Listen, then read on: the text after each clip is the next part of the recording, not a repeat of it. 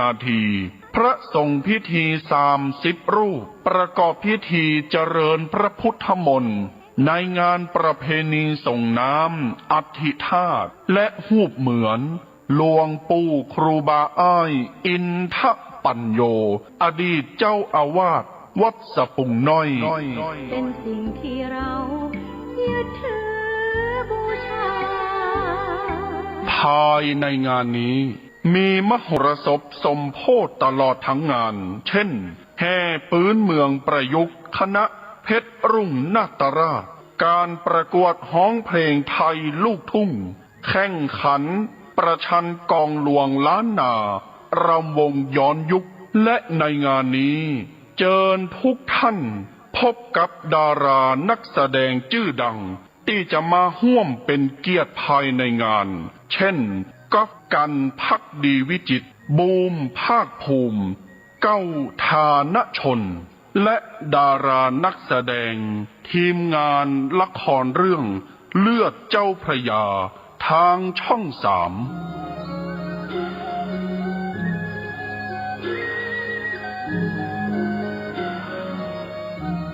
ติดต่อสอบถามร่วมทำบุญได้ที่พระสมุกฤตนิธิทัศน์เจ้าอาวาสวัดสะปุงน้อยเบอร์โทรศัพท์063-756-1681กินตาลหยาดน้ำนาบุญหลวงหลายจักสุขสบายจาดนี้ปลายหน้า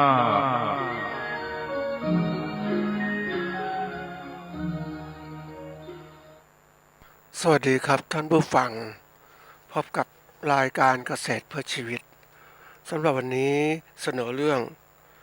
การอยู่รอดก่อนเข้าสู่รายการก็มีธรรมะมาฝากท่านผู้ฟังหัวข้อจากหนังสือพจนานุกรมพุทธศาสตร์ฉบับประมวลศัพท์เรียบเรียงโดยเทพเวทีประยุทธ์โตมหาจุฬาลงกรณราชวิทยาลัยพิมพ์เผยแพร่ปี2533หัวข้อธรรมะวันนี้คือเวทนานุปัสสนาคำว่าเวทนานุปัสสนาแปลว่าสติตามดูเวทนาคือความรู้สึกสุขทุกข์และไม่สุขไม่ทุกข์เป็นอารมณ์โดยรู้เท่าทันว่าเวทนานี้ก็สักแต่ว่าเวทนาไม่ใช่สัตว์บุคคลตัวตนเราเขาอันนี้เป็นข้อหนึ่งในข้อที่2ในสติปัฏฐาน4ซึ่งในสติปัฏฐาน4ก็มีกายเวทนาจิตและธรรมนะทีนี้ที่ยกตัวอย่างคำว่าเวทนาเนี่ยหมายท่านพิจารณาก็เพราะว่าเวทนาแปลว่าความเสวยอารมณ์ความรู้สึกสุขทุกข์และก็รู้สึกไม่สุขไม่ทุกข์หรืออุเบกขาอันนี้มันเกิดขึ้นในเวทนานี้จิตของคนเนี่ยปกติถ้าคนไม่ได้ฝึกจิตนะให้จิตคือผู้คิดผู้นึกมีกำลังหรือมีพลังจิตที่มากพอความรู้สึกของคนนั้นก็จะเสวยอารมณ์ไปตามความรู้สึกอันนั้นก็จะไหลไปตามกระแสอารมณ์ที่เสวยก็เป็นเวทนาที่เกิดขึ้นแล้วมันไปหมดเลยพาไปโดยถ้าไม่มีการฝึกเนี่ยสติปัญญาก็ไม่รู้เท่าทันอารมณ์ก็ปล่อยจิตปล่อยใจหลงระเริงไปตามเวทนาเหล่านั้นคือรับผลนั่นแหละทำให้เกิดการกระทำต่อไปหลายๆอย่างไม่จบไม่สิ้นทีนี้คนส่วนใหญ่เนี่ยถ้าไม่ฝึกจิตให้มีกำลังจิตมันก็จะไหลไปตามอารมณ์แล้วเวทนาที่เกิดขึ้นนี่ทำไมคน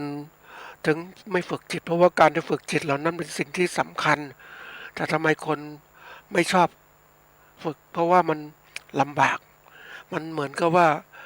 คนเรานั้นน่ะปกติธรรมชาติของคนมันก็เหมือนกับน้ำจิตของคนเหมือนน้ำไหลจากที่สูงลงสู่ต่ำอะไรก็ตามที่ปล่อยไปตามอารมณ์ก็จะมีความรู้สึกสบายมีเสวยลมเหล่านั้นนะทีนี้ ในเรื่องของการปฏิบัติธรรมเป็นเรื่องการทวนกระแสซึ่งเราต้องรู้ที่มาที่ไปว่าจะปล่อยให้จิตเราสวยเวทนาเหล่านั้นทำไมก็ดูมันสิมันพาไปทุกข์ทั้งนั้นแหละนะมันไม่ใช่สุขหรอกสุขก็สภาไปอีกก็ไม่ได้เข้าถึงความเป็นจริงเพราะนั้นเราต้องรู้ถึงว่ามันไม่สุขไม่ทุกข์คืออุเบกขาจะรู้ตรงนี้ได้ต้องมีสติปัญญาที่เรียกมากมายทีเดียวต้องรู้เท่าทันอารมณ์ที่เกิดขึ้นเขาต้องมีการฝึกจิตกันเวลาฝึกจิตที่มีกำลังแล้วนั่งสมาธิเนี่ยนะคนส่วนใหญ่เนี่ยนั่งไปแล้วสงบนิดเบื้องต้นสงบด้วยคำบริกรรมต่างๆเมื่อเวลาผ่านไปก็เริ่มอะไรเกิดขึ้นก็เริ่มมีความเจ็บป่วยต่างๆจำเจ็บป่วยเมื่อยเหนื่อยหิวต่างๆที่เป็นเวทนาเกิดขึ้นมาก็ทำให้ผู้ปฏิบัติทำสมาธิแล้วทนไม่ไหวก็ออกจากสมาธิทีนี้ถ้าคนฝึกต่อไปอีกก็โดยมีพลังจิตที่เข้มแข็งเข้าสู่เขาเรียกว่าระดับของสมาธิขั้นกลางนะคณิกาสมาธิก็เป็นอุปจารสมาธิขั้นกลางก็มีสติรู้หยุดยั้งได้นะก็มีเขาเรียกก็ผ่านไม่รับเวทนาที่เกิดขึ้นก็มีความสงบทรงความสงบนั้นก็มีปิติสุขเกิดขึ้นแล้วมีการพิจารณาต่างก็อุเบกขาก็เกิดขึ้นแต่ถ้าเข้าสู่อัปปนาปุ๊บก็ลึกซึ้งก็ไปอีกปล่อยวางเวทนาต่างๆที่เกิดขึ้นเข้าสู่ความสงบไปเลยนะอันนั้นคือตัวหนึ่งที่นี้คนส่วนใหญ่ผ่านปฏิบัติสมาธิระดับสูงไม่ได้ก็เพราะว่าเจอเวทนานี้แหละนะมันทนไม่ได้มันไปเขาเรียกว่าจิตมันอ่อนไปไหลไปตามเวทนาอะไรยั่วยาวก็ไปหมดเลยนะมันก็เลยกลายเป็นว่าไม่มีความที่จะมีสติปัญญารู้เท่าทันอารมณ์ถ้ามีสติปัญญารู้เท่าทันปุ๊บมันปฏิบัติไปเรื่อยๆมันก็สงบมากขึ้นเมื่อยกไตรลักษณ์กับพิจารณาก็เข้าสู่วิปัสสนาเวทนานุปัสสนาก็คือความรู้แจ้งเห็นจริงตามความเป็นจริงของเวทนาที่เกิดขึ้นมันเป็นอะไรมันเกิดขึ้นจากการที่เรารับรู้อารมณ์เหล่านั้นก็สวยเวทนาเรารู้จริงตรงนี้ว่ามันไม่เที่ยงมันไม่ใช่ตัวไม่ตนจะยึดถือทำไมก็ปล่อยวางจะปล่อยวางนี่ก็มีสติปัญญานี่แหละมันจะเริ่มรู้มากขึ้นเมื่อมีสติปัญญารู้เท่าทันอารมณ์เกิดขึ้นปุ๊บมันก็จะเริ่มแล้วพิจารณาไตรลักษณ์เกิดขึ้นมันเข้าสู่หลักอนิจจังทุกขังอนัตตาไม่ใช่ตัวไม่ใช่ตนนะไม่เที่ยงเป็นทุกข์ไม่ใช่ตัวไม่ใช่ตนเกิดขึ้นไปยึดถือทำไมมันแค่ปรมเขาเรียกมันเกิดขึ้นชั่วคราวก็ดับไปเองจะไม่ต้องไปเต้นไปตามมันทำไมมันก็สติปัญญารู้มันก็เริ่มที่จะวางรู้ตามความจริงก็เริ่มวางกิเลสอย่างอะไรอย่างละเอียดมากขึ้นปกติเขาเรียกทานนะที่มันเกิดขึ้นศีลสมาธินะมันเป็นตัวเขาเรียกระดับขั้นของการกำจัดกิเลสต่างๆวิปัสสนากำจัดกิเลสอย่างละเอียดที่มันฝังในจิตใจของเราคนส่วนใหญ่ก็กิเลสมันคืออะไรก็สิ่งที่ทำให้เราจิตเราเศร้าหมองนี่แหละเราต้องมันจัดมันไปหมดไปถ้าเราทำมันได้ก็จะอะไรก็จะเกิดการรู้แจ้งเห็นจริงตามความจริงก็จะงับต่างๆทั้งหมดด้วยการเราเรียนรู้ถึงปัจจัยการ12ประการการเกิดขึ้นของสิ่งต่างๆที่เกิดขึ้นอาศัยปัจจัยซึ่งกันและการเกิดขึ้นแต่หยุดยั้งได้ด้วยเขาก็ถึงความรู้แจ้งเห็นจริงรูปก็แทนที่จะเป็นอวิชชาก็กลายเป็นวิชาหยุดเลยหยุดการสังขารเกิดขึ้นนี่คือสิ่งสำคัญที่สุดเป็นสิ่งที่มีคุณค่ามากสำหรับผู้ที่ฝึกสมาธิหรือผู้ปฏิบัติธรรมทั้งหลายรู้แจ้งจริงตามมันจริงเป็นเรื่องสำคัญมากปกติเราเนี่ยมักจะเป็นคนที่หลงระเริงไปตามกระแสต่างๆรู้ไม่เท่าทันหลงไปหมดเลยหลงก็ยึดสิ่งเหล่านั้นยึดสิ่งที่ไม่มีตัวตนเป็นยึดเป็นของมีตัวตนยึดนู่นยึดนี่ยึดมันกลายเป็นยึดสิ่งสมมุติก็กลายเป็นสิ่งอะไรเป็นตัวเป็นตนเกิดขึ้นมันไม่จริงมันต้องหยุดยั้งก่อนเราต้องพยายามเข้าถึงความเป็นจริงนะท่านผู้ฟังมันจะทำให้เรานั้นอยู่รอดเข้าถึงความที่ว่าบรรลุวัตถุประสงค์ของการมีชีวิตที่แท้จริงก็ฝากไว้ให้คิดนะครับวันนี้ก็มาเรื่องของสำคัญเรื่องหนึ่ง เรื่องของว่าอยู่รอดก่อนไอ้คำว่าอยู่รอดก่อนนี่เป็นหัวข้อที่ผู้ดำเนินรายการยกขึ้นมาเพื่อให้ท่านนั้นมีโอกาสรีบดำเนินการเสียนะใครอยู่รอดก่อนก็จะมีโอกาสชนะก่อนอยู่รอดสบายซะก่อนหลังจากนั้นก็จะต้องสร้างความอยู่ดีมั่นคงและยืนตามมาทีนี้วันนี้มาดูซะก่อนว่าอยู่รอดก่อนเนี่ยจะเป็นข้อคิดฝากเกษตรกรและผู้ประกอบการเกษตรได้นะมาดูความหมายซะก่อนนะคำว่าอยู่รอดคำว่าอยู่รอดก่อนนะคำว่าอยู่ อยู่คำว่าอยู่เนี่ยก็คือการอยู่เนี่ยมันย่อมาว่าการมีชีวิตอยู่การดำรงชีวิตอยู่เนี่ยนะอยู่รอดนะทีนี้มาดูว่าไอ้ตัวที่คำว่ารอดเนี่ยคือเป็นคำกริยาว่าพ้นไปปลอดจากนะผ่านพ้นภัยอันตรายหรือสิ่งที่ไม่ปรารถนามาได้นี่คือรอดสิ่งนี้ปรารถนามาได้นะชีวิตของเราเนี่ยมันจะเป็นอย่างนั้นแหละถ้ารอดมาได้สิ่งไม่พึงปรารถนาก็คือสิ่งที่ทำให้เราลำบากทุกข์ยากแล้วก็ตายเกิดขึ้นเพราะนั้นทำยังไงอยู่รอดนะทีนี้คำว่าก่อนเนี่ยคำว่าก่อนเป็นคำขยายนะเป็นคำขยายเพราะว่าเดิมเริ่มหรือลำดับแรกนะทีนี้ถ้ารวมความแล้วเนี่ยเอาตัวที่สำคัญที่สุดคือลำดับแรกถ้าการอยู่รอดก่อนเนี่ยมาอันดับแรกเลยปุ๊บเนี่ยอย่างอื่นก็จะตามมาเลยอยู่ดีมั่นคงและยั่งยืนก็ตามมาอันนี้นี่คือส่วนสำคัญการอยู่รอดก่อนเป็นสิ่งที่สำคัญสำหรับการที่เราจะต้องมาคิดพิจารณาว่าปกติแล้วเนี่ยเขาเรียกว่าถ้าเรารู้เข้าใจหลักการที่แท้จริงการมีชีวิตรอดเนี่ยเราจะต้องเข้าใจหลักการนี้นะปกติแล้วเนี่ยนะแนวคิดของการอยู่รอดเนี่ยปกติเขาเรียกว่าชาร์ลส์ดาร์วินก็เป็นผู้คิดเรื่องเกี่ยวกับสิ่งเหล่านี้เขาเป็นนักธรรมชาติวิทยาชาวอังกฤษได้เสนอทฤษฎีวิวัฒนาการว่าวิวัฒนาการโดยการคัดเลือกตามธรรมชาติอันนี้แนวคิดของดาร์วินเขาก็อธิบายว่าตามสภาพธรรมชาติสิ่งมีชีวิตมีความสามารถปรับตัวเข้ากับสภาพแวดล้อมได้ดีกว่านะสภาพแวดล้อมได้ดีกว่าพวกอื่นนะจะสามารถดำรงชีวิตอยู่แล้วก็ถ่ายทอดลักษณะที่เหมาะสมต่อไปอันนี้เบื้องต้นนะที่เขาสรุปสั้นๆจริงๆแล้วอะไรเกิดขึ้นก่อนก็สิ่งแวดล้อมนี่แหละมันเกิดขึ้นก่อนมันสิ่งแวดล้อมมันเปลี่ยนแปลงอย่างโลกเนี่ยมันสิ่งที่มันเป็นสิ่งที่ไม่มั่นคงมันเปลี่ยนแปลงตลอดเวลาอันนี้มันเปลี่ยนแปลงแล้วเนี่ยมันก็ทำให้สิ่งมีชีวิตนั้นต้องมีการเปลี่ยนแปลงทำไมสิ่งมีชีวิตต้องเปลี่ยนแปลงนะก็เพื่อการอยู่รอดของเขานั่นแหละเพราะนั้นถามว่าอะไรเกิดขึ้นก่อนสิ่งแวดล้อมที่มันเปลี่ยนแปลงเนี่ยมันทำให้ชีวิตเปลี่ยนแปลงชีวิตต้องเปลี่ยนแปลงตัวมันเองเพื่อการปรับตัวเองเนี่ยให้เข้ากับสภาพแวดล้อมที่เปลี่ยนแปลงใครพวกใดสิ่งวิทย์ใดปรับตัวได้เร็วกว่าก็สามารถอยู่รอดแล้วก็ถ่ายทอดลักษณะนี้ต่อไปสิ่งวิทย์ใดก็ตามถ้าไม่พัฒนาอยู่แบบเดิมก็ควรจะต้องก็คือหมดโอกาสในการอยู่รอดเพราะนั้นในทฤษฎีเนี่ยมันอธิบายถึงความเป็นไปทางธรรมชาติบางคนบอกว่าเฮ้ยสิ่งเขาเรียกสิ่งที่ต้องอนุรักษ์สิ่งต่างๆให้มันดีนะอนุรักษ์นู่นรักนี่คือมันอนุรักษ์ไม่ได้หรอกมันเปลี่ยนแปลงไปตลอดเพราะว่าโลกมันเปลี่ยนน่ะสิ่งนี้จะสามารถที่จะหยุดยั้งการเปลี่ยนแปลงของธรรมชาติได้หรือมันไม่ได้เพราะนั้นวันนี้มันก็ต้องมาดูการเปลี่ยนแปลงเริ่มจากไหนเริ่มจากตัวเองนี่แหละ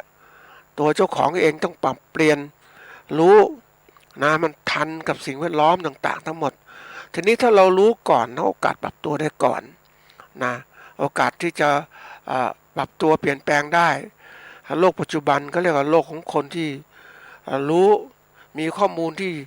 รู้ถึงความเป็นไปของสิ่งต่างๆเกี่ยวกับสิ่งแวดล้อมเกี่ยวกับข้อมูลทุกเรื่องนะที่มันจะเกิดขึ้นข้างหน้าเนี่ย เขารู้ก่อนเขาก็ปรับตัวได้ก่อนคนรู้ทีหลังเนี่ยมันปรับตัวไม่ได้ไม่ทันก็เสร็จไปเลยไม่มีโอกาสทำอยู่รอดได้เรื่องชีวิตนะแต่เรื่องธุรกิจก็เช่นกันโลกยุคใหม่เขาเรียกโลกที่มีข้อมูลข่าวสารเป็นตัวนำนะใครมีข้อมูลข่าวสารที่ดี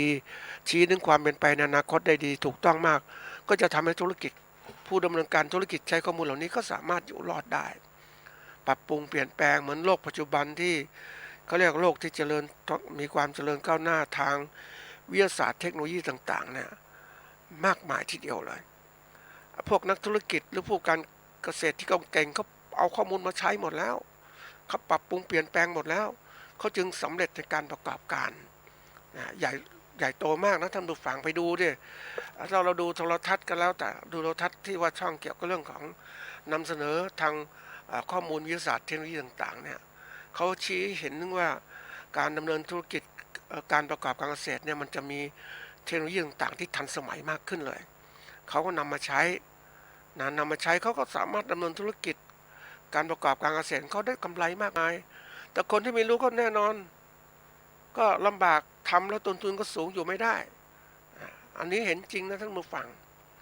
อย่างตัวอย่างเช่นที่เราปลูกพืชเนี่ยเราใช้พันธุ์พืชดั้งเดิมพันธุ์พืชพื้นเมืองเราอนุรักษ์มันน่ะเราอนุรักษ์มันแต่เราไม่รู้การใช้ของมันอนุรักษ์ก็คือรักษามันไว้แต่เราไม่รู้จักปรับเอามาใช้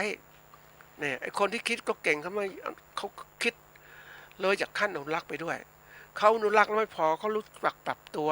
เอาสิ่งที่อนุรักษ์นั้นมาปรับตัวแก้ไขเปลี่ยนแปลงเหมือนพันธุ์พืชนั่นแหละไปเจอพันธุ์พืชหนึ่งเขาเรียกไม่จะเจอแล้วเขาไล่ฝังกันแล้วกันเขาเรียกพริกเนี่ยปรากฏว่าบริษัทหนึ่งเขาก็รวบรวมพันธุ์พริกต่างๆนะบริษัท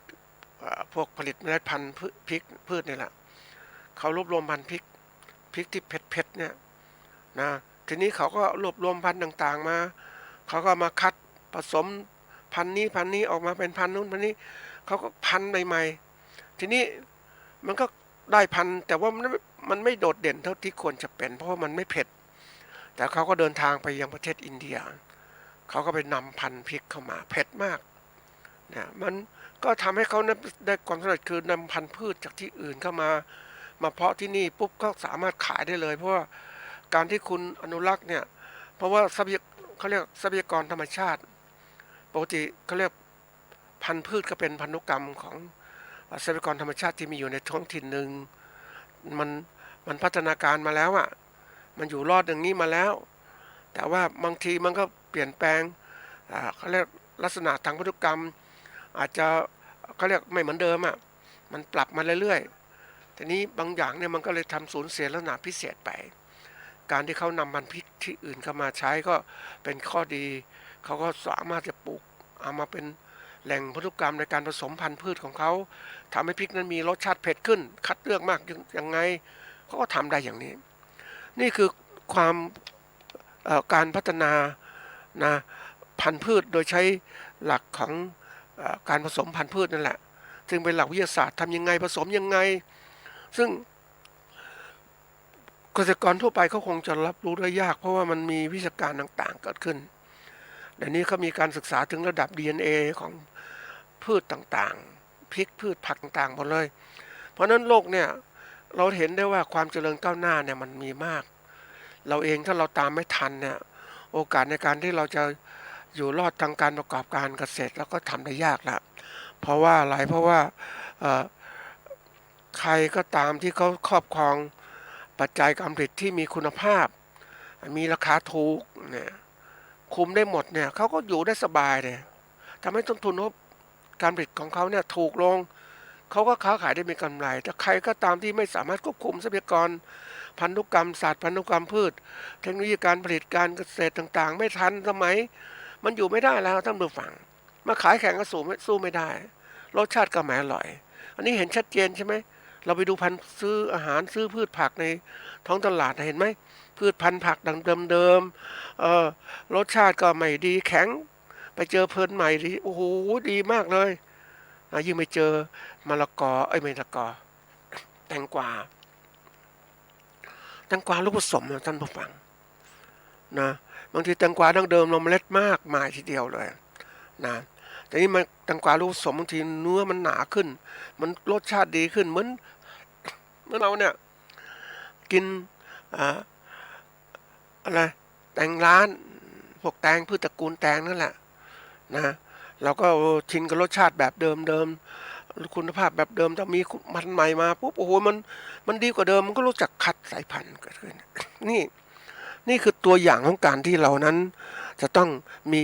ความรู้ทั้งเรื่องของวิทยาศาสตร์เทคโนโลยีในการปรับปรุงพันธุ์พืชพันธุ์สัตว์เดี๋ยวนี้มันมีความรู้เรื่องการจัดการเลี้ยงพืชเลี้ยงสัตว์มากมายความรู้ในการประกอบการเกษตรมากมายทีเดียว การประกอบการอุตสาหกรรมเกษตรการค้าการขายซึ่งมันทันสมัยกว่าเดิมนี่แหละทำให้อะไรถึงทำให้เกิดการอยู่รอดได้ถ้าคุณรู้มากเอามาใช้มากก็อยู่รอดคนรู้น้อยไม่ใช่น้อยก็อยู่ได้รอดไม่ค่อยรอดแล้วท่านมาฟังลำบากเนี่ยเขาเรียกโอกาสในการปรับปรุงนะแต่ปกติของสิ่งมีชีวิตแล้วเนี่ยเขาเรียกว่าบนโลกเนี่ยมันมีการปรับปรุงเปลี่ยนแปลงตลอดเวลามีการสืบต่อกัน แนวคิดของชาญดาร์วินก็บอกว่าสิ่งมีชีวิตมีสปีชีส์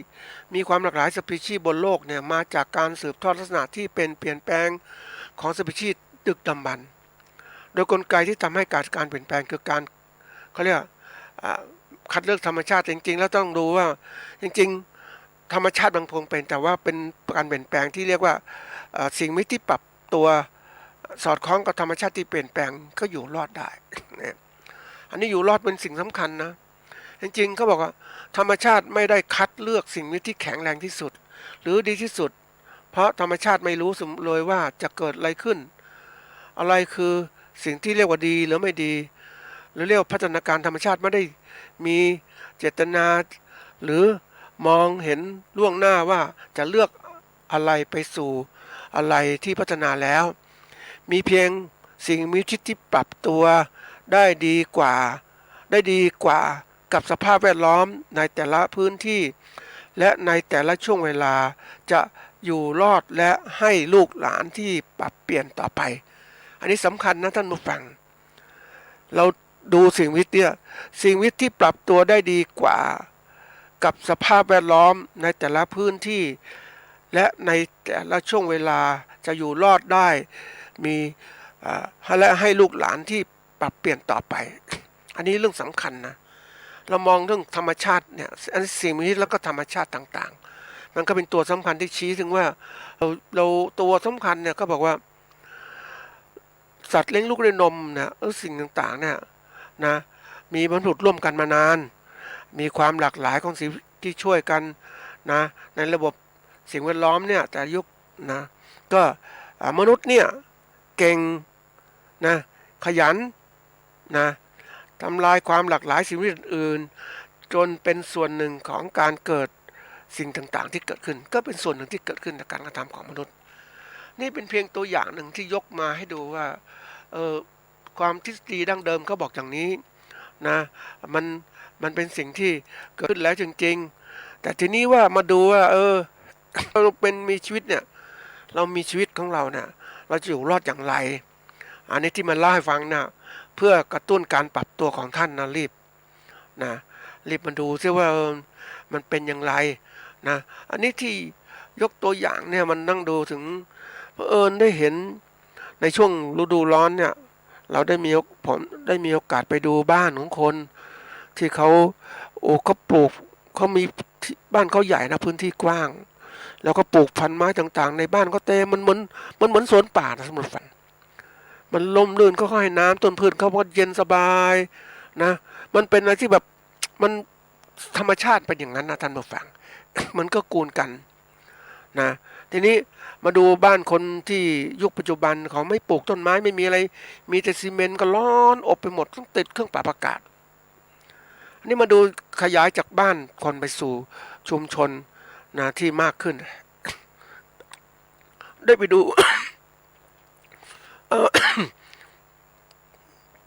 ทุ่งไหหินนะท่านผู้ฟัง ทุ่งไหหินนั้นเป็นทะเลสาเป็นแบบ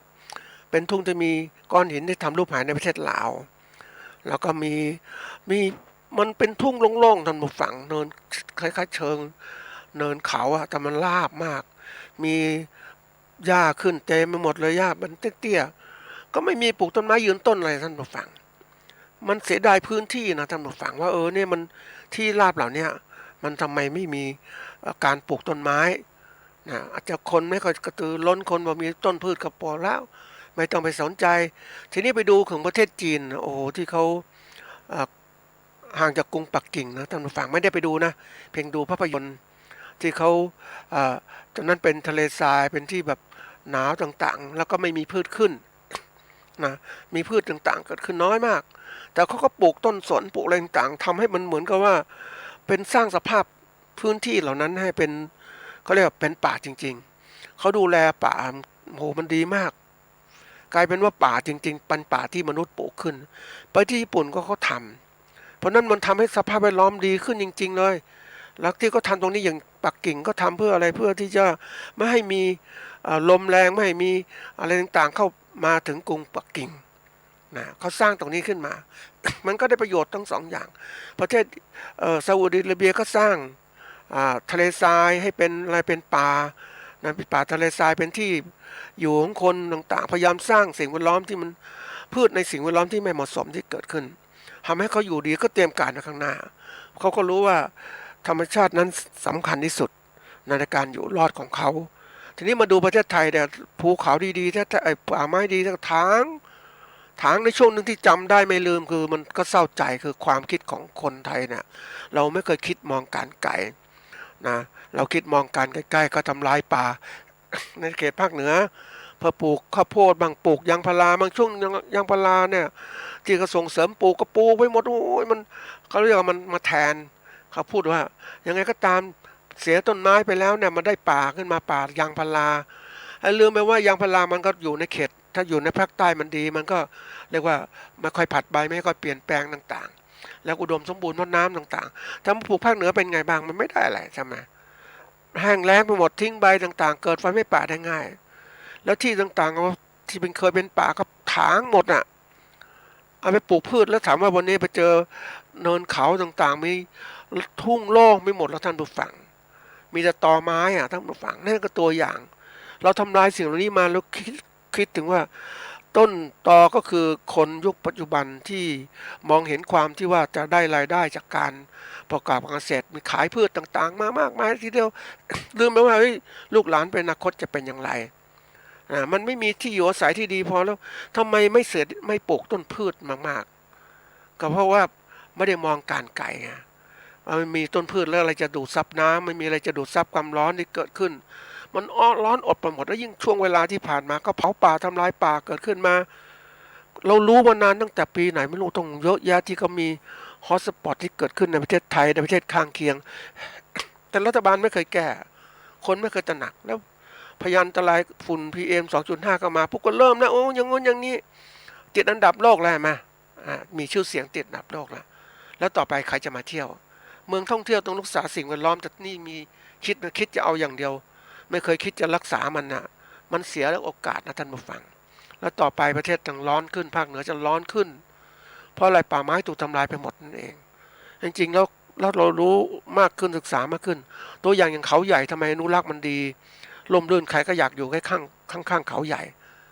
นะดอยอินทรเทพก็เหมือนกันใครอยากอยู่ข้างๆดอยอินทรเทพเพราะว่าข้างบนป่าไม้มันล่มลื่นใช่ไหมน้ำท่าอุดมสมบูรณ์ความชื้นต่างๆมันมีเย็นสบายมาอยู่ห่างจากตัวดอยสุเทพเท่านั้นเองนะกลายเป็นว่าร้อนไปหมดเลยอบไปหมดเนี่ยนี่คือสิ่งที่มันเกิดขึ้นเราเองไม่ได้มองเนี่ยแล้วต่อไปลูกหลานจะอยู่อย่างไรนะเหมือนคนเราเนี่ยโลภทำลายป่าไม้ขายต้นไม้ไปหมดยุคก่อนที่ประเทศไทยภาคเหนือเนี่ยป่าไม้ดีหมดแล้วหมดไปไหมขายจนป่าไม้จนเกลี้ยงไปหมดแล้วก็เริ่มอนุรักษ์ป่าทำไมลูกนั้นไม่เคยคิดแล้วแต่ก่อนเรามีไม้ดีๆไม้สักดีก็ส่งขายเป็นวัตถุดิบไปแล้วแทนที่จะเก็บแปรรูปดีๆไหมคุ้มไหมเนี่ยเราคิดกันใกล้ๆท่านผู้ฟังคิดแต่ทำไงให้อยู่รอดแบบชนิดที่ไม่มีสติปัญญามันอยู่ไม่รอดนะท่านผู้ฟังนั้นถ้าเรามีสติปัญญารู้เท่าทันให้ทำยังไงเราเก็บรักไว้เดี๋ยวต่อไปก็ขายได้อย่างไม้สักอย่างเนี้ยมันขายได้ทั่วโลกอยู่แล้วเมื่อโลกไม่มีไม้แล้วก็ทำเป็นเฟอร์นิเจอร์ต่างๆขายได้สบายใช่ไหมนะอันนี้ไล่ฟังเป็นข้อคิดนี่มันกระเทือนต่อการเกษตรของเรามากกระเทือนต่อการประกอบการเกษตรมากเพราะสิ่งแวดล้อมมันเปลี่ยนหมดแล้ววันนี้จะอยู่รอดอย่างไรล่ะมันเป็นสิ่งสำคัญที่ต้องคิดนะท่านผู้ฟังว่า และการอยู่รอดของตัวเราเองนะก็บอกว่าการอยู่รอดของชีวิตตัวเราต้องอยู่รอดให้ได้ก่อนนะทำอะไรก็แล้วแต่เป็นอาชีพต้องอยู่รอดให้ได้ก่อนอย่าไปหวังอย่างนู้นเพราะว่าถ้ารอดอย่างนี้คือหวังอยู่รอดเนี่ยมันไม่ใช่คือถ้าอยู่รอดโดยความคิดสั้นๆเนี่ยอันนั้นอยู่ไม่รอดมองคำว่าอยู่รอดคืออยู่รอดด้วยความที่ว่ามันจะไต่ไปสู่ระดับว่าอยู่รอดมันอยู่ดีมันคงยั่งยืนอยู่รอดมันจะเป็นระดับขั้นอย่างนั้นอยู่รอดมันไม่อย่ามองชั่วคราวมันมองระดับถึงว่ายาวไกลด้วยตลอดของเรียกช่วงชีวิตของเรานี่คือการอยู่รอดที่แท้จริงเพราะนั้นการมองอยู่รอดเนี่ยมันจะมองการอยู่รอดวันนี้ฉันไม่มีกินฉันขอให้กินวันนี้นั่นมันไม่ใช่มันแค่เป็นเพียงว่าจังหวะหนึ่งเท่านั้นนะช่วงหนึ่งเท่านั้นแต่เราต้องต่อการอยู่รอดเป็นแบบมองให้การไกลเหมือนรัฐบาลที่มองการอยู่รอดของ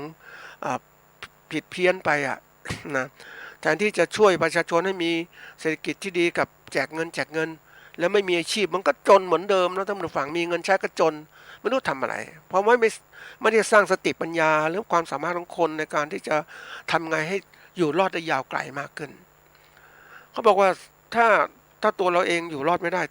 ประชากรก็อยู่รอดมาได้คำว่าประชากรเนี่ยนะมันก็รวมความมากมายทีเดียวเขาบอกสิ่งมีชีวิตแต่ละชีวิตจะมีแบบแผนการอยู่รอดของตัวมันเองแล้วก็ประชากรนะขึ้นอยู่กับช่วงอายุไขของสิ่งมีชีวิตแต่ละชนิดและสิ่งมีชีวิตบางชนิดที่จะมีช่วงอายุสั้นๆแต่ในสิ่งมีชีวิตขนาดใหญ่เช่นช้างคนมีอายุยาวเฉลี่ยประมาณ70-120 ปีเพราะฉะนั้นการอยู่รอดของชีวิตกับประชากรคำว่าประชากรคือสิ่งมีชีวิตนะที่อยู่ร่วมกันนะอยู่ร่วมกันมาเลยนะจะสามารถที่พึ่งพาอาศัยกันนะทีนี้มาดูว่าเขาบอกการอยู่รอดมันมีอยู่3แบบในชีวิตทั้งหมดเนี่ยเขาบอกสิ่งมีชีวิตมีการอยู่รอดในวัยเด็กเกิดนะและคงที่เมื่อโตขึ้นหลังจากนั้นอัตราการอยู่รอดชีวิตจะต่ำลงเมื่อสูงวัยขึ้นสิ่งมีชีวิตดังกล่าวได้แก่มนุษย์ช้างม้าและสุนัขเนี่ยมันอัตราการอยู่รอดตั้งแต่วัยเด็กมันก็อยู่รอดได้ดีจนถึงสูงสุดของมันแล้วก็เริ่มที่จะตายนะตอนมันอยู่รอดได้ต่ำแล้วตอนนั้นมันร่างกายมันเสื่อมโทรมลงประเภทที่2กลุ่มมีชีวิตที่มีการอยู่รอดเท่ากันทุกวัยนะเช่นนกเต่าอย่างเนี้ยนะคือมีการอยู่รอดแบบทุกวัยนะเท่ากันทุกวัยนะอย่างมนุษย์เราเนี่ยวัยเด็กมันจะตายเหมือนกันนะแต่ถ้าโตขึ้นมันก็ตายละนะตายน้อยแต่มันจะตายตอนสุดท้ายเหมือนกันนะประเภทที่3เนี่ยสิ่งมีชีวิตมีอัตราการอยู่รอดต่ำในระยะแรกของช่วงชีวิตหลังจากนั้นเมื่ออายุมากขึ้นอัตราการอยู่รอดชีวิตก็จะสูงขึ้นเช่นปลาหอยสัตว์ไม่มีกระดูกสันหลังอันนี้แน่นอนอย่างปลาเนี่ยมันต้องจะให้อยู่รอดประชากรอยู่รอดมากๆก็ต้องปลาต้องไข่เยอะๆนะไข่ก็ฟักเป็นตัวอ่อนตัวปลาตัวน้อยๆก็ตายไปบ้างไข่ก็ถูกกินบ้างมันใช้วิธีการนี้แหละเพื่อการอยู่รอดของมันมนุษย์เราเนี่ยมีลูกครั้งละ1 คนแต่ก็การอยู่รอดมากสูงมากแต่ไข่ปลาเนี่ยอยู่รอดกว่าจะเป็นตัวเต็มวัยเนี่ยมันตายเยอะเพราะนั้นวิธีการที่ยุทธศาสตร์ของสิ่งมีชีวิตก็เลยกลายเป็นว่าจะต้องมีการที่ว่ามองการขยายพันธุ์นะจะขยายพันธุ์ยังไงให้มันดีขึ้นนี่มนุษย์ว่ามาดูที่เกี่ยวข้องมนุษย์เราเนี่ยนะมนุษย์เราเนี่ยเป็นสิ่งที่ต้องก็เรียกว่าต้องพิจารณานะเราทำการเกษตรก็ต้องพิจารณาด้วยว่าทำยังไงเราจะอยู่รอด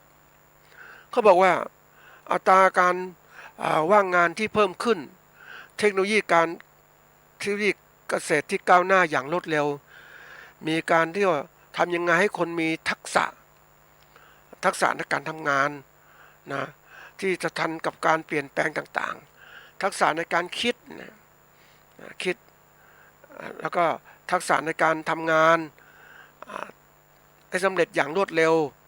นะอันนี้เขาบอกว่าเรามาดูว่าการที่เราจะอยู่รอดนะอยู่รอดในโลกของปัจจุบันเนี่ยเขาบอกว่าต้องมีการฝึกฝนทักษะนะทักษะที่ต้องคิดนะเราจริงๆมนุษย์เนี่ยเป็นสัตว์ที่จะมีการอยู่รอดได้ดีนะแล้วก็ถ้าจะดีมากก็ต้องมีการเรียนรู้คือทักษะเหล่านี้อันที่หนึ่งเขาบอกทักษะในเรื่องของการคิดเชิงอนาคตนะความสามารถในการทำนายเหตุการณ์แนวโน้มไปจนถึงผลกระทบเทือนที่อาจจะส่งผลต่ออุตสาหกรรมและการพัฒนาอาชีพต่างๆคือทักษะในการคิดเชิงอนาคตเนี่ยก็คือการที่เราจะต้องมีข้อมูลนักศึกษาคือในยุคปัจจุบันถ้าเรามาอยู่กับมองถึงเรื่องอดีตปัจจุบันแค่นั้นพอละเขาอยู่รอดวันแค่นี้ไม่ได้เดี๋ยวนี้ยกลุกใหม่เขาถึงให้ความสำคัญกับอนาคตจึงกระทั่งเกิดวิทยาการคืออนาคตวิทยาเกิดขึ้นเขาต้องมีการศึกษาข้อมูลที่จะเกิดขึ้นอย่างไรนะอันนี้ก็มีการทำนะอันที่เราต้อง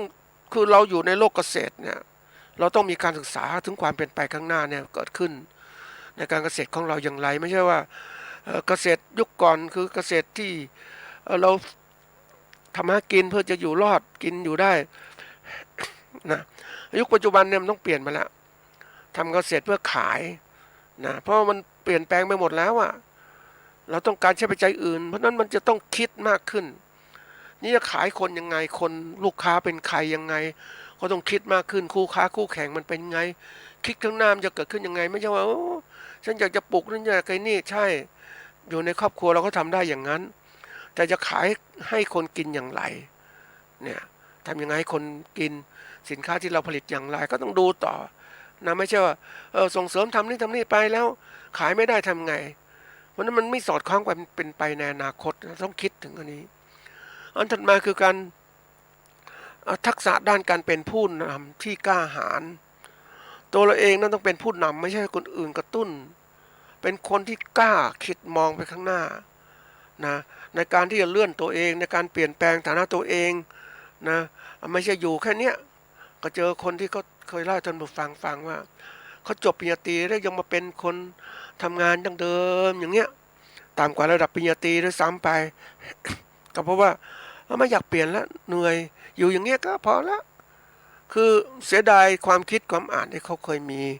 เรียนสูงมากับทำงานเป็นกรรมกรอย่างเนี้ยกรรมกรไม่ใช่กรรมกรระดับสูงกรรมกรระดับล่างเลยละอย่างเนี้ยมันเสียดายไหมเสียดายเพราะฉะนั้นคนที่จะกล้าคิดอย่างเนี้ยต้องหัดคิดแล้วเฮ้ยเราอยู่อย่างนี้ขยายธุรกิจเราได้ไหมนะการเกษตรแบบนี้มันไปไหวไหมต้องหาทางเปลี่ยนแปลงเพื่อเราตนเองนะเราต้องตัดสินใจใช่ตัดสินใจแล้วก็ต้องหาข้อมูลที่มากขึ้นนะเหมือนชาวนาที่เขาตัดสินใจบางคนต้องเสี่ยงนะคือทำเกษตรไปอย่างนี้ขาดทุนไม่ไหวแล้วทำยังไงก็ไม่ไหวไม่มีความคิดไปหมดเลยตัดใจขายนาส่งลูกเรียนบ้างนายมันไปนู้นนี้ไปก็คือนั่นก็การที่เอาตัวรอดแต่จะมาจมอยู่งี้มันก็ไม่ได้เหมือนกันใช่ไหมคิดอันถัดมาคือเขาเรียกอันนี้มีความกล้าหาญกล้าที่จะสู้กล้าที่จะเปลี่ยนแปลงในคนในหนังสือเล่มหนึ่งเขาเขียนไว้ว่านะไอ้ของฝรั่งนะเขาเขียนไว้ว่ามันมีฝันมีความฝันอันนึงต้องมีความฝันหวักต้องเป็นนี่อันที่สองจะมีความเชื่อมั่นมีความเชื่อมั่นคือความว่าเชื่อนี่ต้องมีเหตุผลมีข้อมูลมีเหตุมีผลประกอบนะอันที่สามต้องมีความกล้าที่จะอะไรกล้าที่จะเผชิญความเสี่ยงต่างๆเกิดขึ้นและอันที่สี่ก็คือลงมือทำเลยต้องทำอย่างนี้ถึงจะพัฒนาการเกิดขึ้นไม่ใช่ไม่คิดไม่อะไรไม่ฝันนะมันเป็นตัวที่เราต้องหัดคิดแหละนะนี่สำคัญมากอันที่สามเนี่ยเรื่องของความฉลาดทางอารมณ์เนี่ยสำคัญมากการพัฒนาขึ้นของปัญญาประดิษฐ์ AI ที่เราอยู่เห็นปัจจุบันเนี่ยและการเรียนรู้เรื่องของการทำงานต่างๆนะมันเรียนรู้เราต้องเรียนรู้เรื่องทีนี้ความสามารถในการรับรู้แล้วเข้าใจนะมันรับรู้ได้รับรู้เข้าใจได้แต่สำคัญที่สุดคือการจัดการอารมณ์ อารมณ์คือความรู้สึกนึกคิดอารมณ์สภาวะจิตใจที่เปลี่ยนแปลงไปตามสิ่งเร้ามันเร้ายังไงเร้ามาแล้วเนี่ยจะทำให้เกิดอะไรขึ้นก็ต้องฉลาดในการจัดการอารมณ์เหล่านั้นอารมณ์ดีก็เอาเข้ามาอารมณ์ไม่ดีก็ทิ้งไปก็จัดการอารมณ์นะอารมณ์นี่สำคัญถ้ามันปล่อยให้มันเกิดขึ้นมามันจะกลายเป็นเวทนาเกิดขึ้น นะความฉลาดอารมณ์นี่เข้าใจสิ่งต่างๆรู้สึกต่างๆเกิดขึ้นก็ต้องมีอะไรมีสติปัญญารู้ทันอารมณ์ที่เกิดขึ้นจึงจะทำให้เกิดการตัดสินใจที่มีประสิทธิภาพได้นะคนเราตัดสินใจต่างๆเนี่ยปกติแล้วเนี่ยมาตัดสินใจก็เรียกตามอารมณ์มันคิดมันปรุงแต่งไปนู่นก็ไปเรื่อยเลยเราไม่มีสติปัญญารู้ทันก็หลงไปเดี๋ยเราตัดสินใจตามอารมณ์ไม่ได้นะท่านผู้ฟังยุคปัจจุบันก็เรียกว่าต้องตัดสินใจด้วยอะไรด้วยความมีสติปัญญารู้ทันอารมณ์ถูกต้องแล้วก็ทำในสิ่งเหล่านั้นทำให้การกระทำเราเนี่ยมีความสำเร็จเกิดขึ้นนะอันนี้ก็เป็นทักษะต้องฝึกนะอันถัดมาคือทักษะในการสื่อสารกับมนุษย์ต่างๆทั้งหมดนะยิ่งโลกปัจจุบันก็เรียกโลกยุคของข้อมูลข่าวสารโลกยุคของอินเทอร์เน็ตต่างๆที่มีความสามารถในการที่จะทำให้คนติดต่อสื่อสารกันมากขึ้นซึ่งสิ่งเหล่านี้เป็นสิ่งสำคัญในการทำให้เราได้รับความรู้แล้วก็ได้รับการที่ว่าความรู้ไม่พอการดำเนินธุรกิจการเกษตรเป็นไปด้วยโดยง่ายเราต้องรับรู้นะต้องฝึกนะเพราะโลกปัจจุบันอย่างที่บอกว่าเราไม่ใช่มีสมาร์ทโฟนเพื่อการคุยกันธรรมดาไม่ใช่มีคุยธรรมดาเดี๋ยวนี้สมาร์ทโฟนสามารถค้นหาข้อมูลดูนู่นดูนี่ศึกษาฟัง YouTube ที่มีข้อมูลต่างๆเดี๋ยวนี้ได้มีความคือได้ดำเนินการนะท่านผู้ฟังว่าบางทีบทเรียนต่างๆเนี่ยคือข้อมูลที่เราศึกษาเนี่ยปกติเวลาเราจะได้ข้อมูลนะเราไปอ่านหนังสือตำรับตำราต่างๆซึ่งมันก็แพงแล้วก็ต้องไปหาตามห้องสมุดต่างๆทีนี้โลกปัจจุบันมันมีการส่งเสริมให้ช่องทางการขายหนังสือทางอีบุ๊กก็มี แล้วเดี๋ยวนี้มี YouTube เนี่ยพัฒนาการไปไกลนะท่านผู้ฟังมีคนที่เขาเรียกว่าทำข้อมูลความรู้มาทาง YouTube ซึ่งมันทำให้เกิดการเรียนรู้ของคนได้มากขึ้นนะบางอย่างเนี่ยมันเป็นข้อมูลที่เรียกว่าทางด้านธุรกิจด้านการประกอบการด้านนู้นด้านนี้มาหมดเลยแล้วมันทันสมัยนะท่านผู้ฟังยิ่งศึกษารู้ไปมันเป็นเพราะอะไรคือคนที่ทำเนี่ยเขาอยากหนึ่งอยากให้คนอื่นได้เรียนรู้อันที่สองก็คือว่าเขามีรายได้จากการทำชื่อเสียงหรือรายได้ที่เกิดขึ้นจากการเขาทำ YouTube มาคนติดตามเขามากขึ้นเขามีรายได้เพิ่มขึ้นเขาก็จะทำเพราะนั้นก็มีการแข่งขันในการให้ข้อมูลที่ทันสมัยมากขึ้นเราเองจะต้องศึกษาเหล่านี้มานะเอามาศึกษาเอามาใช้บางทีข้อมูลมีประโยชน์นะให้นู่นนี่มาเนี่ยเราก็ดูวิเคราะห์สิเป็นยังไงเอามาใช้มันทำให้เรากระตือรือร้นมากขึ้นนะมันต้องปรับตัวท่านผู้ฟังอันนี้บางทีบางอย่างมีการประชุมวิชาการที่ไหนก็เปิดเข้าไปดู บางทีลงทะเบียนฟรีก็เข้าไปดูนั่งดูว่าเป็นยังไงความคิดต่างๆคนนะเขาบอกคนยุคใหม่นะท่านผู้ฟังคนยุคใหม่มีความคิดต่างๆความรู้ต่างๆมากมายทีเดียวเลยแต่ละคนก็มีความรู้เรื่องลึกเข้าไปอีกเพราะนั้นเราด้วยการที่เราได้รับฟังเนี่ยเหมือนก็เราได้มีความรู้มากมายแล้วก็เอามาประยุกต์ใช้เขาบอกความรู้ทั้งเรื่องของการประกอบการต่างๆนะมันไม่ใช่ความรู้เฉพาะเรื่องอย่างใดอย่างหนึ่งนะท่านผู้ฟังมันเป็นความรู้มันเป็นศาสตร์วิทยาการที่เราต้องเรียนรู้แล้วมันก็ต่อยอดด้วยการใช้ความรู้ต่างๆเกิดขึ้นมาอย่างเรามีความรู้เรื่องการเดินขึ้นบันไดอย่างเนี้ยตัวอย่างนะมีความรู้เรื่องการเดินจนคล่องบันไดขั้นหนึ่งขั้นสองขั้นสามถ้ารู้เฉพาะอย่างการเดินขึ้นบันไดนะถ้าเรารู้ไปเฮ้ยเรามีความรู้เพิ่มเติมทำไมไปเดินขึ้นบันไดทำไมบันไดที่เราก้าวทีละขั้นเหนื่อยความรู้ขึ้นบันไดเลื่อนได้ไหมไปแล้วพัฒนาแล้วนะทีนี้ความรู้ขึ้นบันไดเลื่อนไม่พอนะต้องยืนบันไดเลื่อนไปความรู้ทันสมัยไม่ขึ้นบันไดละขึ้นลิฟต์ดีกว่าไหมเอาเราสิยกขึ้นไปเลยเร็วมากเลยยิ่งไปเจอลิฟต์ที่ทันสมัยนะท่านผู้ฟังมันเป็นตึกหลายๆชั้นนะท่านผู้ฟัง40 กว่าชั้นเนี่ยเวลามันดึงขึ้นแต่ละครั้งเงียบแป๊บเดียวถึงละไม่มีกระตุกไม่มีอะไรเลยไหมนี่มันความรู้ที่มันอาศัยที่การเปลี่ยนแปลงต่างๆก็ขึ้นมาไม่ใช่ติดอย่างเดิมไม่ใช่มันอาศัยความรู้ต่างๆในการ ก็เรียกในการเคลื่อนที่เคลื่อนย้ายตัวเราไปอยู่จุดหนึ่งได้อย่างไงมันเร็วอย่างไรนี่คือความรู้ที่เราต้องเรียนรู้นะถัดมาความรู้เรื่องของความยืดหยุ่นทางความคิดเนี่ยนะความคิดต่างๆทั้งหมดเนี่ยคนเราก็บอกว่าโลกเนี่ยมันจะยึดมั่นถือมั่นความรู้ต่างๆที่มีอยู่มันไม่ได้เหมือนทฤษฎีที่มีต่อสิ่งใดสิ่งหนึ่งนะความคิดที่มีต่อสิ่งหนึ่งเพื่อการพิสูจน์ยอมรับและกลายเป็นทฤษฎีแต่วันหนึ่งก็ทฤษฎีเหล่านี้ก็ถูกทฤษฎีใหม่เกิดขึ้นเป็นแอนตี้ทีซีเกิดขึ้นมาและผ่านการวิเคราะห์ต่างๆจากสมมติฐานแล้วกลายเป็นวิเคราะห์เป็นมันจริงจังเนี่ยมันก็เป็นทฤษฎีใหม่แล้วก็ต่อต้านทฤษฎีเก่าเกิดขึ้นมานี่คือการเปลี่ยนแปลงเกิดขึ้นนะความคิดของโลกเป็นอย่างนี้แหละแต่ความคิดของพุทธเจ้านั้นท่านสอนเป็นของจริงเสมอไอ้ความคิดทั้งเรื่องของมนุษย์ทั่วไปความคิดอย่างนี้ทฤษฎีนะมีสมมติฐานก่อนนะตามหลักเนี่ย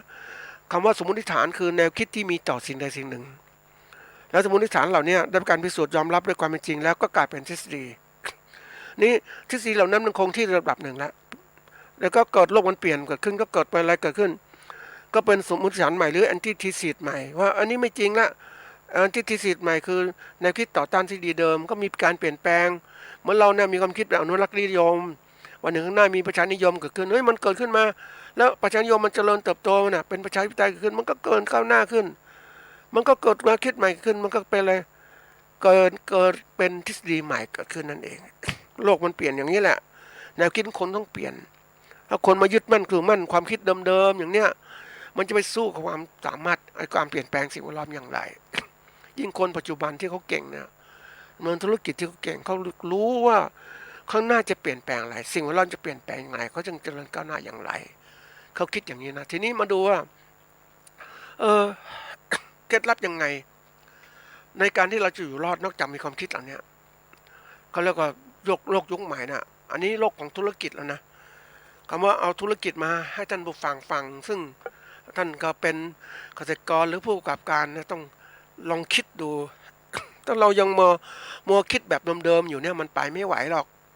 มันต้องคิดให้ทันสมัยเกิดขึ้นเขาเรียกเราต้องเปลี่ยนวิธีคิดมุมมองต่างๆในการทำธุรกิจเราถึงอยู่รอดได้ยิ่งปัจจุบันเนี่ยผู้ประกอบการรายใหญ่เขาเก่งมากมีความคิดทางธุรกิจมาแข่งขันกับเราอย่างเงี้ยเรามีความคิดแบบอนุรักษ์นิยมด้วยเฉยๆเรื่อยๆไม่คิดอะไรที่สุดเราก็จะอยู่ไม่รอดละ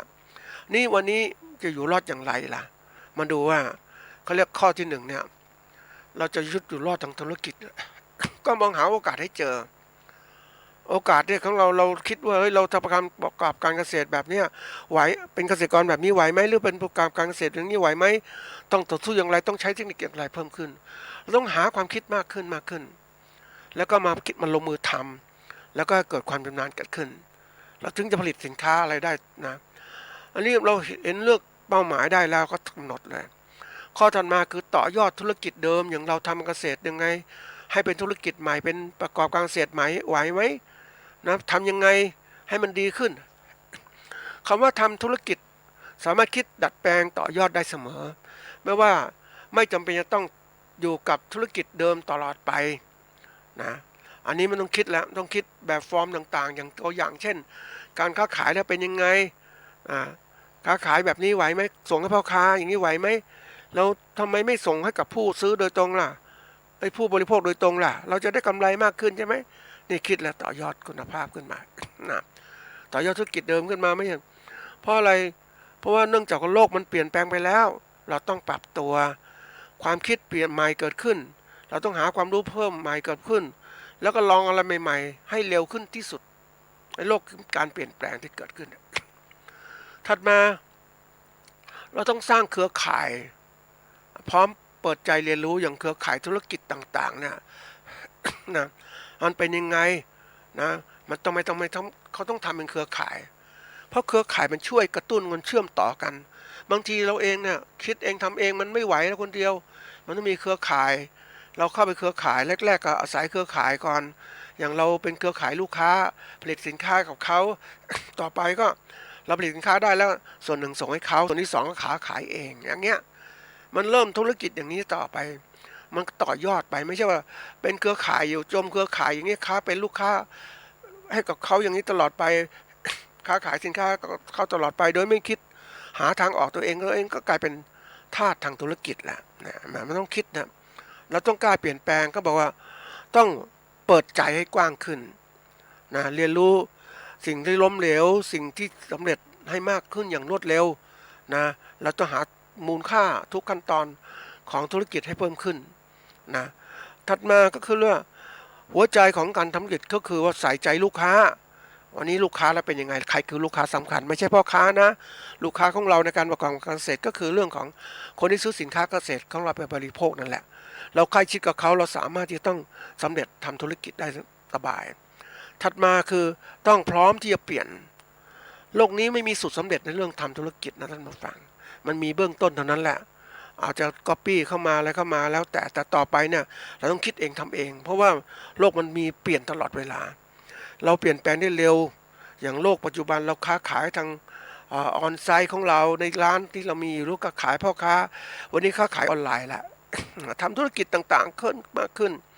แล้วเดี๋ยวนี้มันก็ต้องมีการปรับตัวทุกสถานการณ์ต่างๆสอนเราปรับตัวนะท่านผู้ฟังเราจะทำไงปรับตัวยังไงให้มันทันสมัย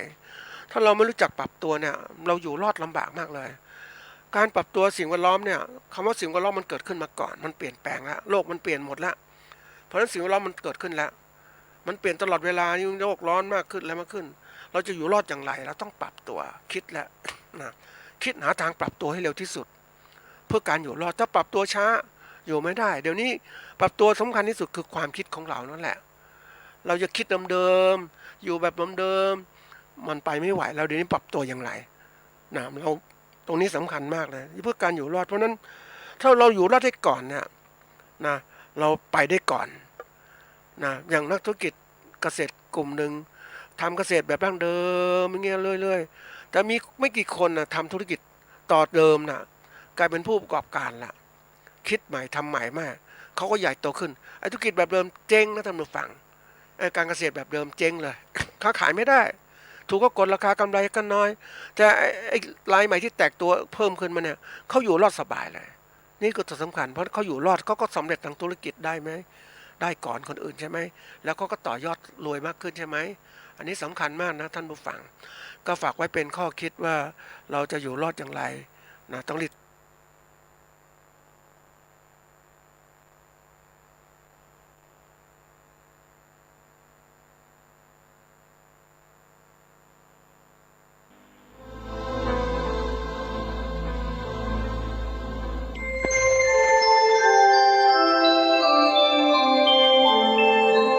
ขณะนี้ท่านกำลังฟังสถานีวิทยุกระจายเสียง FM 104.5 เมกะเฮิรตซ์ล้านนาเมืองเหนือช่างงามเนื้องานประเพณีวิสาขบูชาทุกปีไหว้สาบารมีจุ่มสลีมาเดียวขึ้นดอยผู้เฒ่าหนุ่มสาวเด็กน้อยจุ่มมือกันเดียวเป็นถ้อยขึ้นบนดอยสุเทพเท